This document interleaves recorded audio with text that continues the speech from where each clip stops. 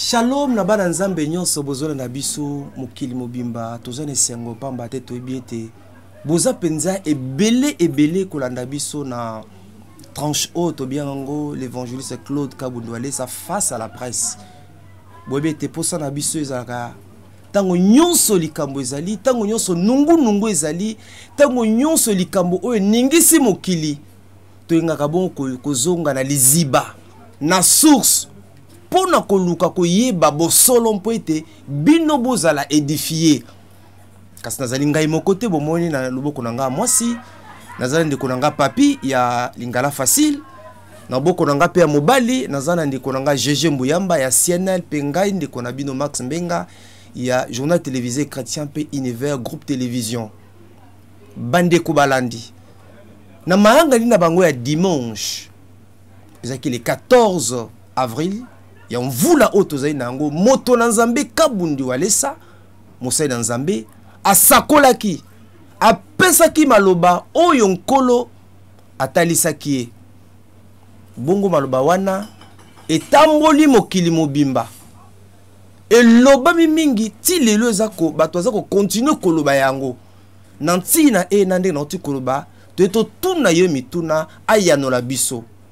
ngai na permission bandeko na nga na ngina banda na mutuna liboso moto na nzambe Claude topesi yo merci kopesa biso temps na yo motuno na nge ezali boye ozali mosali na nzambe ozali tata si le vrai na tina Biblia si le vrai que nzambe alobisi nzambe amonisi yo eloko nzambe atalisi yo likambo songolo pakala ndenge tolandaki na bakilte. Pensez-vous que na qualité na yo ya moto na nzambe na qualité no mosali na nzambe pe tata po bino no boze ko encadrer ba politique ebele po na nini te okoye ko luka ko mona mokonzi ya mboka surtout kaza simple et azali accueillant azali gentil azali un esprit d'ouverture ko mona ye ko solola na ye ko talisa ye oyo nzambe ayebaki na kotalisa yo pe ko bondela pona ye ke lelo mbala moko pouf obimisa ngo na télévision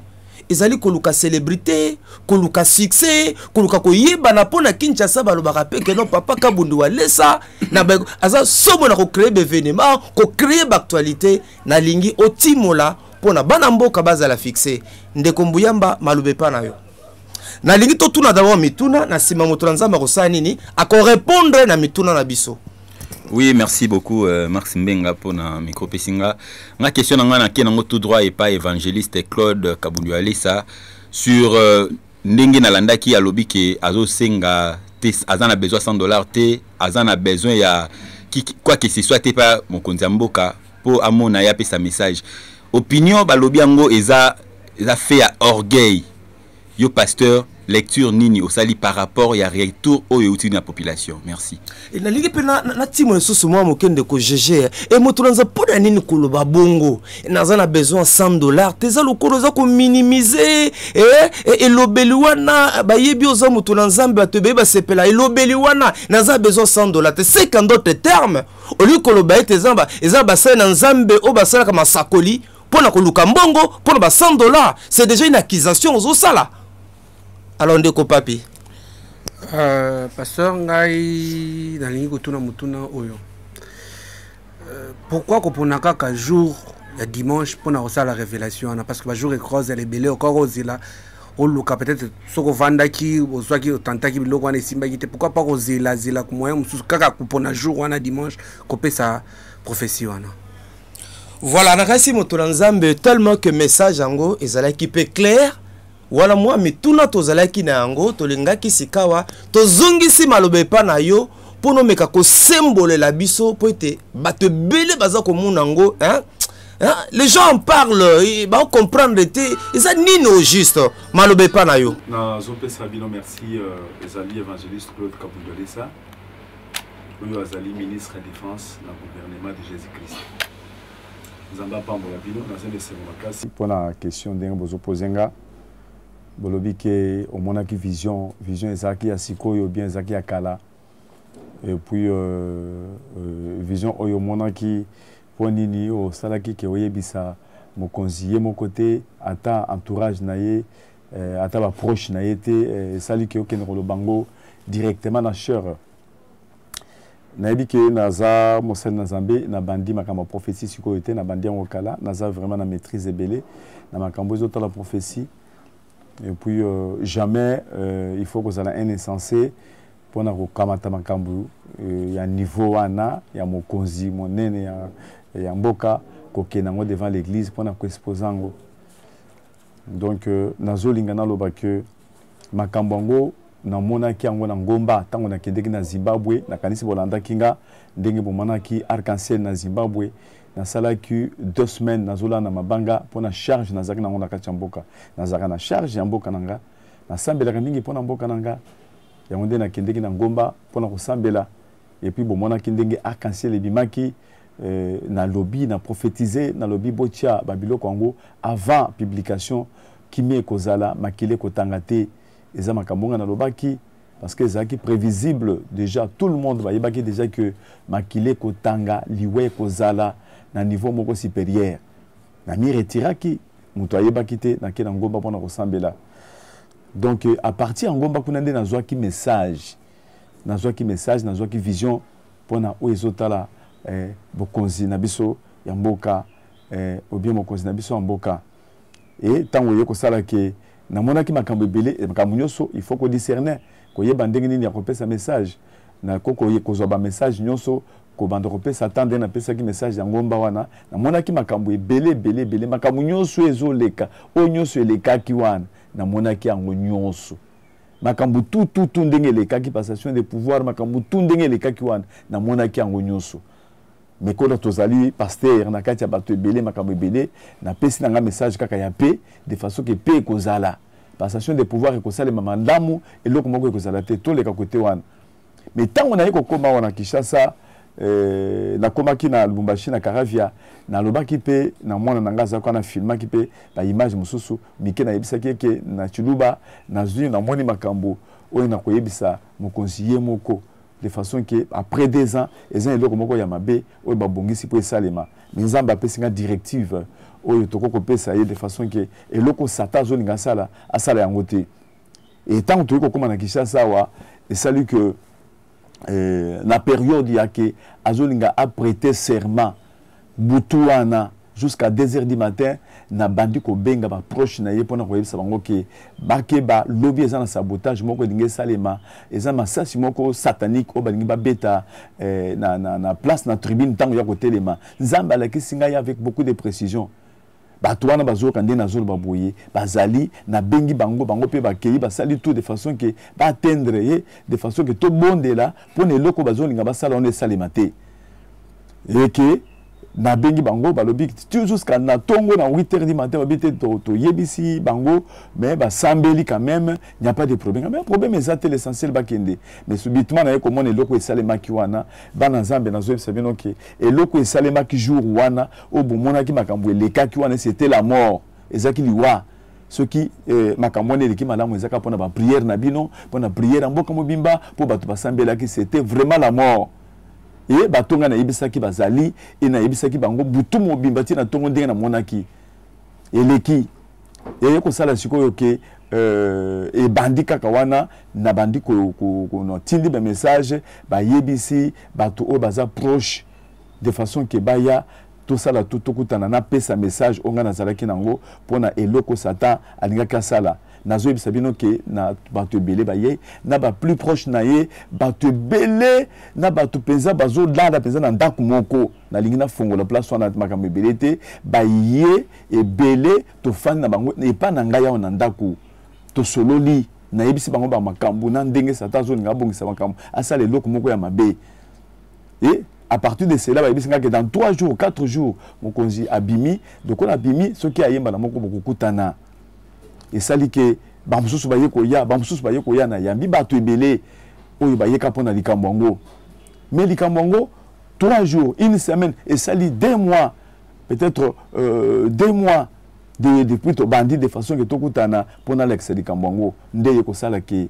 eye kosala ke na bandi komona siko ba makambo siko ye mabe nga na yebi ndenge na mona ka makambo soki na moni likambo esale maka nga na yebi ndenge na mona bandi ko banga mais likambo ye kosala ndenge nini na ye kozo susu ba révélation mususu ya mabe on a niveau kindoki avec beaucoup de précision na batu mususu ya proche côté zotala makambo belé na koko lobate na dimension un peu supérieure na makambo mususu on a ko lobate o bango moko bata famille na koko lakisa bango tala boy makambo se salemi yango tant na moni ndenge wana lobite nazo risquer na place oyo likambo ye ko salema ngai soki likambo boye salemi tokokindi wapi parce que ndenge mokonzi azali boye il faut to sambela pona yebiso tozali wana pona ko sambela pona ye pona tozali neti ba ketel tozali neti ba sentinelle. Parce que tout le monde a Élysée, mon canal Zambezola, Élysée na des rois, à Salakin Dengeni, tant que Syrien, Bazoya, pour attaquer, Yenzambazola qui s'est Makambunyo sur Bazoni Gabasala, Azomona, Azobisa roi Keba, parce que roi, Azana Misumi Balé, mais Élysée, Azan représentant un Zambé, Azomona Makambu, Ake Koyebisa roi. Donc Makambu Nyoso, Balingabasa Syrien, Nyoso Zobi, mais pas roi. Bango Balobi, mais Nani Yango Tozomona, Balobi Ezali Élysée, serviteur dédié. Biso Tozama, Tozaba sentinelle, Tozaliwana, Tozaba Ketel, Tozaliwana, Tozaba gardien, Tozo bon de la façon que, Moussala Mokonzi a réussir, na Moussala Zosala, pour Batoupe Sepela, par mon gloire na Zambé. Donc cela veut dire que eyoko sala que on a sala toujours sala musala na biso mais eyoko sala que tant on a moni que résultat exacté et puis eloko ngonza bazola kisanga ba makambo mabelinge salema bazola kisanga na ndenga clair boye bazoboma mokonzi ngana zomona ngabite ndena yeko kende siko na kati ya prière tant on a kende na kati ya prière pona kola kisalika mwango eloko aliboso na ninga ko sala ezali de façon que batu wana o bazo sala bayebake bayebi déjà biso et le comme balé ezali que batu oyo bazo sala sécurité mokonzi ata bayebake tozana bitumba ba renforcer sécurité et le comme sato ezali mutu nyoso akoyoka na biso na ba congolais nyoso na ba chrétien nyoso bakoyoka ba sambela pona mokonzi de façon que eloko yango yate parce que eloko nyoso ezali révélé eza condamné par la prière. Donc, il y a un na sala qui base. Mais pour na nini, la question bolobi que pour na nini na ye koloba que mokonzi il a fallu aye pa na biso. Pour na nini na loba kindengwana. Na loba kindengwana parce que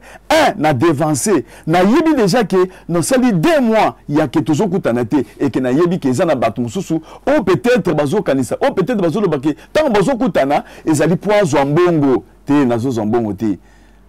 Nazana simambongo te ndena lobaki ke nazana simambongo te na koko kende na ba période nyoso nga na sali musana kati ya Kishasa jamais ata jour moko boyebi combien balukanga bazo lukanga na banda kwa minene nyoso wana combien ata avant papa ya combien balukanga na kenda te nazo linga na bisa bino ke Eli azaki na place akolala te Élysée azaki na place akolala te moyebi ke Élysée azaki na place akolala te na boya kimbongo ya na mal syrien biloko nyoso ya yaki na ngwa refule yango azolinga lakisaki azana sima mbongo te azosala mosala nzambe wana siko nazo zonga na sima pona kolakisaki oyebi ke bato bele bazoko croire kaka ke ba serviteur de Dieu bazawana kaka pona komandie pona kokende na sima ya bato baza élevé en dignité ata bato mbongo ata ba politicien ko mbongo te et ça tout le monde te. Tout ça, toujours remarqué que la place on a la lobby qui a kokoya liboso na biso mais tellement le problème est ça le marqué namboko biso to vivre to mona bato bazolongwa boye bazoke na nkamba bazolongola pe basapatu bazolongo bazoke na nkamba tozomona na kati ya Nigeria oyo tozomona bato mine na levant dignité bazolongwa ba homme d'état bazolongwa na ba pays na ba avion bazoke ni kokuta na basala nzambe. Tout ce monde na Zimbabwe aboye muto afandi na kati ya nzamba bazoke ko concilité ye bazoke ko tala valeur wana to perdre ngo poni to perdre valeur wana na kati ya mboka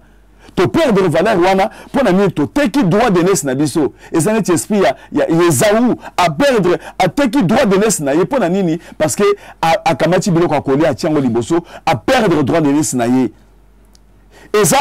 esprit ya Geazi, esprit nini ya ke kolanda kana sima ko kendeka na sima ko perdre nzambe pona ko biloko esprit de Geazi ekoti yango tozomona ke biso okoko mona makambo extrêmement okoko mona basango bazo sala makambo baza considérer mais biso na kati église de rêver toza sous considérer te pona nini toza considérer te pona nini parce que to diminuer pouvoir na biso pouvoir ezate et pouvoir ezolanda te ke muto azaka na mbongo et na zolo bake eza orgueillité eza eloko moko te tozolinga quand même tozongisa bonzambe tolakisa quand même ke bonzambe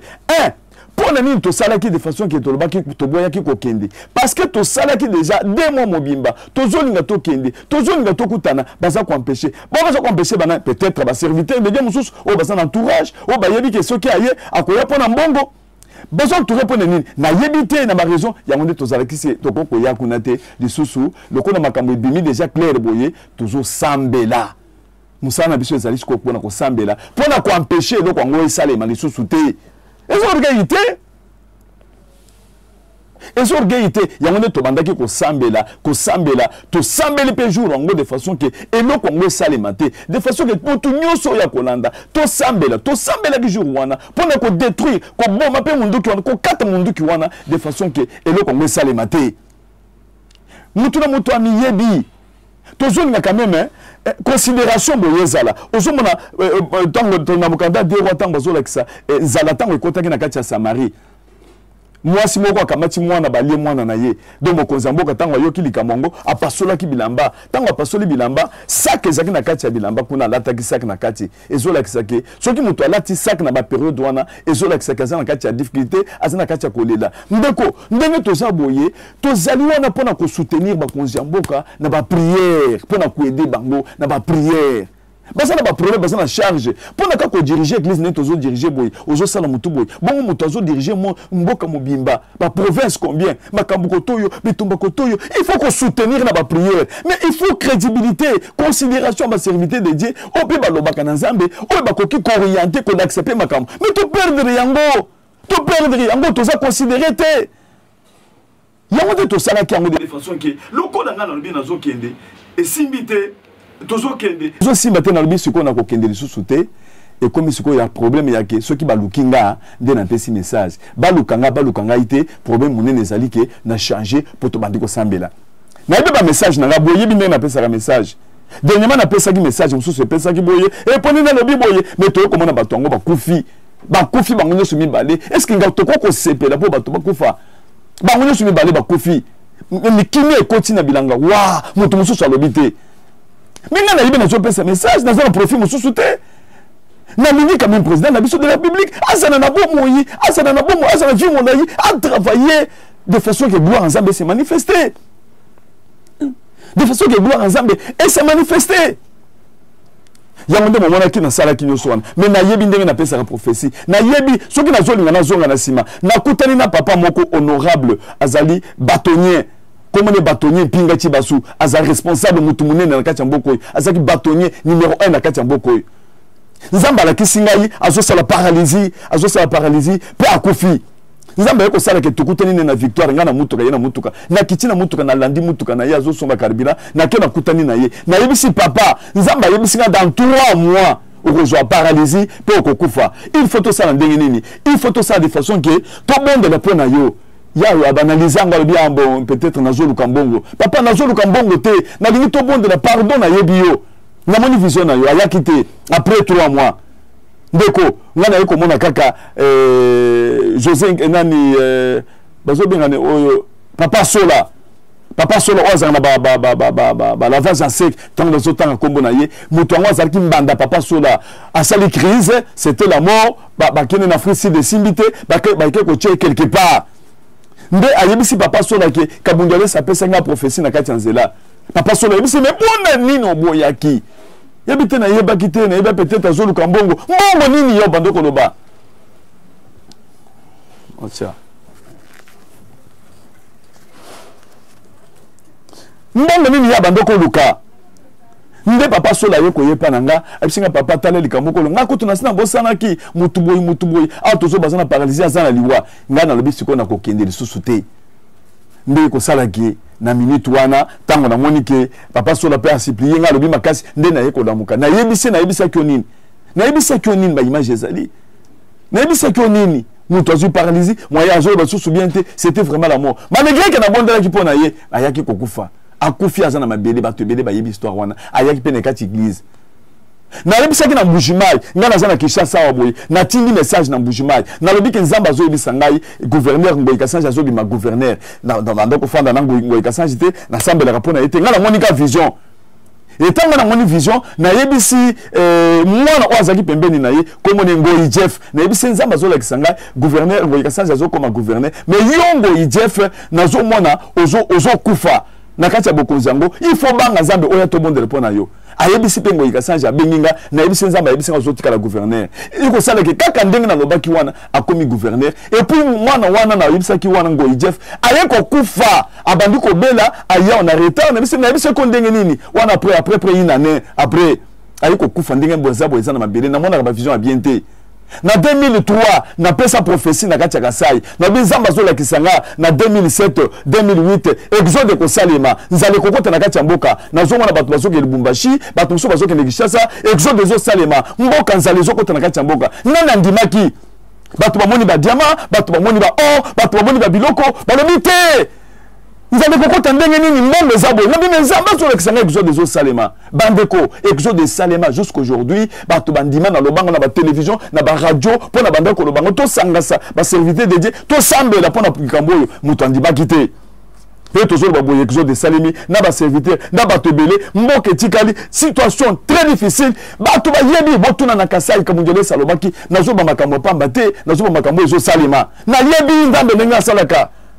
nazo na liwate na lingi mboka na makasi nazo sambela pona mboka na nga nazo sambela pona bakonza mboka tozali wana pona ko tosa bango ko respecter bango mais biso toza ba représentant de Dieu il faut bango ba reconnaître reconnaissance il y a que serviteur de Dieu ezana na kati ya mboko ba yeba ki ba serviteur de Dieu bazali parce que mutu oyo akoti na bokonzi pour le moment aza chrétien aza mutu ayebi nzambe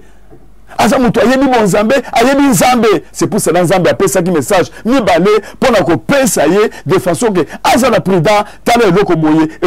na lingi ko etala ngote mais na lobi kake to si to lobi pour le moment tozo sambela tozo continuer ko sambela parce que eloko zali révélé et za condamné et ko sale maté to ko sambela au nom de Jésus to ko sambela pe na zo senga na tout le monde to sambela otika makambo ko ba bokamati ka mwelo ko muke bobi ka bundele salobi ke soki otali ngaite ozo kufa bokamati babandi ko te problème ezali qui na découragé qui par partir il faut on a sali 2 mois mobimba de façon que tokutana ndé na découragé na bi na ko kende lisusu te na za peso pe na ko $60 te et ça pona ko la sege na za na simambongo te ata na zola na ndako mabele mais na za na bonzambe na za na parole mais Simon Pierre il c'est qui paralytique je n'ai ni or ni argent c'est que j'ai jeté le don et sa parole la puissance il faut to comme na niveau ya ke bato bazo de partout ba chef de l'état bato ndenge na ndenge bato l'évangélité bazo ya au bon de pona bango ba casser les autres là maka tozongisa eloko bonzambe wana ba serviteur de Dieu tozongisa bonzambe po ebima toza contrité to dingi mboka na biso tozo kotia ko sambela za ba pambola bingo na za mingi ya kolobate na za mingi ya kolobate et ça va débattre na lobi ndingo wana pona gloire na nzambe za ba pambola bino no de Jésus ayoka qu'il entende bokonzi uti na nzambe le pouvoir vient de nzambe muto afandi saka na bokonzi c'est Dieu qui établit le roi mais directive ezala nzambe. Suivez la directive de Dieu. Nous voulons que Dieu instaure. C'est là qu'il prévoit. Pour tuer le président. Dans 2 ans. Lève nos mains. Neutralisons-le. Neutralisons-le. Neutralisons cela. Neutralisons-le. Au nom puissant de Jésus, au nom puissant de Jésus-Christ, nous sommes neutralisés. Nous pouvons y avoir éternel. Nous sommes neutralisés. Nous sommes babissants. Nous pouvons y avoir éternel.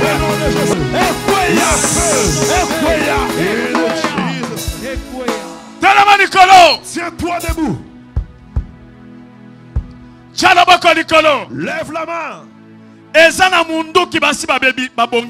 a une balle qu'on a prévue afin d'abattre le président. Le président actuel. Problème de base est aboyé. Le problème de base c'est ça. Ceux qui va battre mon cause. Si on n'a pas le président, il peut y avoir la guerre. Il peut y avoir la mort. Lève la main. On va ravir cette arme-là. On va détruire ce projet. Lève la main. Sois concentré. Sois concentré. Nous ne voulons pas les bains de sang. Nous voulons que Dieu bénisse. Nous voulons un nouveau départ. Lève la main. Tu vas suivre. Celui qui a prévu la balle. Tu vas l'éjecter le feu.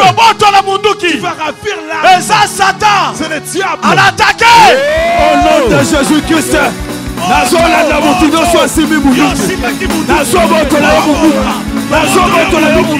ya solo moto la nzambe topesi yo merci ndengo ya noy na mituru na biso matondo pe na ndeko nanga papier lingala fasi ndeko nanga GG pe équipe mobimba ndeko Marcus bino nyonso oyo bozalaki kuna na réalisation pona kosunga biso na ndenge toki kotuna mituna toloba lisusu nini tozali bapandi sango toyoki tobi tokosuka te tozonga na liziba tosala be musala oyo nkola pesa biso ya kotuna mituna po ete Bible obi mon peuple périt par manque de connaissances nakani c'était moko na moko ala bolandi na bokebi nyonso penza lolenge moto na nzambe autu koyanola na mituna na biso kolandi sama na maloba oyo ndenga lobi nkolo ne monisela atalisaki ye tika te nkola pambola bino nde tokutani mbala sima shalom.